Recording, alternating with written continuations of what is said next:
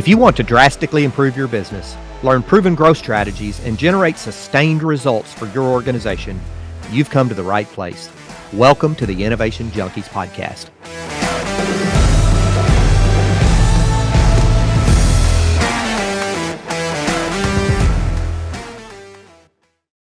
Is your growth plan missing the mark? Take advantage of our strategic growth diagnostic from Innovation Junkie. Growth DX helps you benchmark your company and leadership team with a set of best practices across 6 critical pillars of every successful growth plan. Visit innovationjunkie.com/growthdx to learn more. Now, on to the episode. Hey guys, Jeff Standridge here, and welcome to another bonus episode of the Innovation Junkies podcast. How we doing, Jeff? I'm glad to be back. What are we going good to talk have about? you. Today we're talking about what happens when you lose an A player from your team. So why don't you tell us about your perspective on that to start? Yeah, it's something that can be really daunting, and it can be a gut punch at times for leaders at any level. And it's a reality, I think, of the market that we're in, is that occasionally you're going to have highly talented people that might have been completely satisfied with their situation. They just see a new opportunity somewhere else. And so I think I think the key thing is to not panic and to not sort of hold it against the person that's leaving to go on to a new opportunity.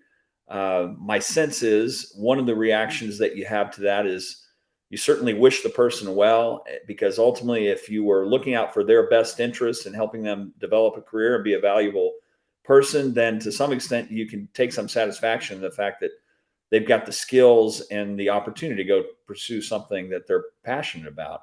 So I think one is you embrace it. And then in addition, if you've done a good job with repeatability and not having any individual that is irreplaceable, then you can react to that change if you have a strong culture and take it all in stride and just next person up, and you do a good job recruiting, and there's an ability to have a good transition. So I think those are all the kinds of things we've had to realize in the startup junkie business, that we're kind of a launch pad for young emerging talent. And sometimes they go on to great positions in large and small companies after spending, a few or several years with us. And it's something that we've kind of embraced, and building that strong alumni group out there, I think it's a healthy way to think about it.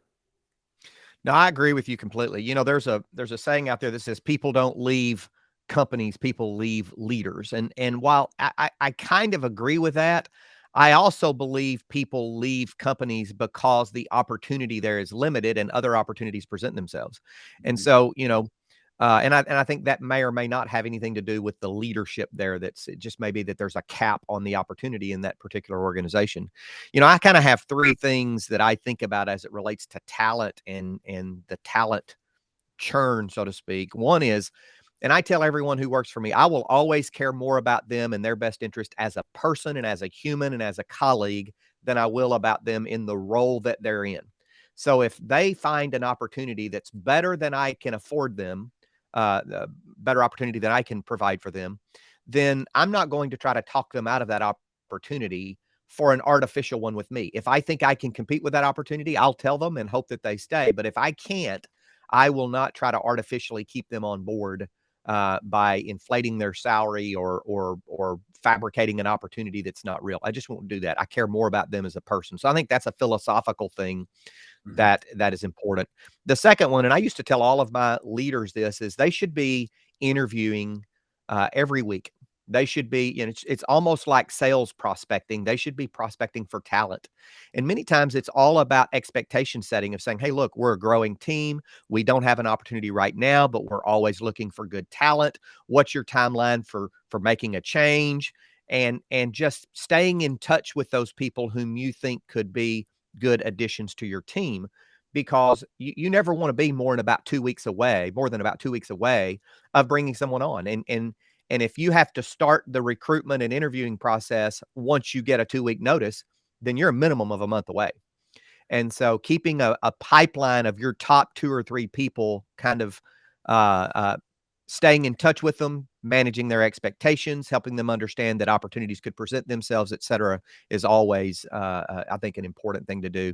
And then finally, no matter whether they are an A player or an A+ spectacular performer, my experience is every time you lose someone, it's an opportunity to reassess workload, to reassess the shuffling of responsibilities, to give people who have stayed on the team the opportunity to shine in new areas and to bring in new talent. Yeah. It's always an opportunity to bring in new talent. Once you, to your point, once you have built these repeatable processes and you recognize that talent is dynamic, it's never stationary or static, that you constantly have to build your organization in order to bring in new talent, then you can do that in a way that gives other people opportunities as well. Yeah, there's no doubt about it. I mean, I think that's great advice, and it's really true that with the current talent pool, they might change job 10 to 20 times during the course of a career, and that's something as leaders we've got to be aware of. And the thing that I'd have to say I appreciate it and I've recognized in good cultures is if you've built a good culture, that talent is not going to be apprehensive about talking to you about their plans to That's right. try to take something else on. They'll typically come to you while they're even in that consideration mode because they know there's not going to be retribution, so to speak, or no acrimony around that. And I have to say, as a leader, I appreciate that. When we've had key Absolutely. kind of rock star players that were contemplating leaving or were considering some things, they typically talk to me fairly early in that process. And I think it's because they had known they realized that that wasn't something I was going to hold against them or get angry about or whatever else. But I think as a leader on the losing side of that, so to speak, if you look at it that way, if you have confidence in the brand that you built and the culture that you created, that's just part of the deal, and it doesn't upset you or really put you in a frame of Yeah. mind where you think we're going to lose a step. If you're executing well, there'll be other people that will be attracted to the brand that you have and the organization that you've built. I think that's great feedback and great advice there as well. Today we're talking about what happens when you lose an A player. Let's summarize it for them, Jeff. Make sure you care more about the person than you do the role. Build repeatable processes so that when someone comes in, you have other opportunities to shuffle the work and give other people the opportunity to shine. And then create a culture where people can come to you and talk to you about those opportunities when they're considering them, so that you don't get surprised. And if there is an opportunity to retain them, you're afforded that opportunity because you know on the front end that they're considering pursuing other things. Anything Yeah, else? and as in a final, that's exactly right. And a final thought on that is there's a lot of value in building an alumni network of Mm. former Oh, yeah. team members because they might end up being customers or partners or other kinds of opportunities for collaboration in the future. So keeping that kind of open heart and open mind towards that, a lot of merit and good things can come downstream.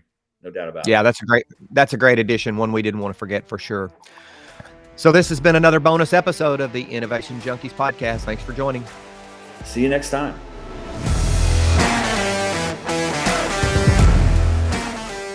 Feedback from listeners like you helps us create outstanding content. So if you like this episode, be sure to rate us or leave a review.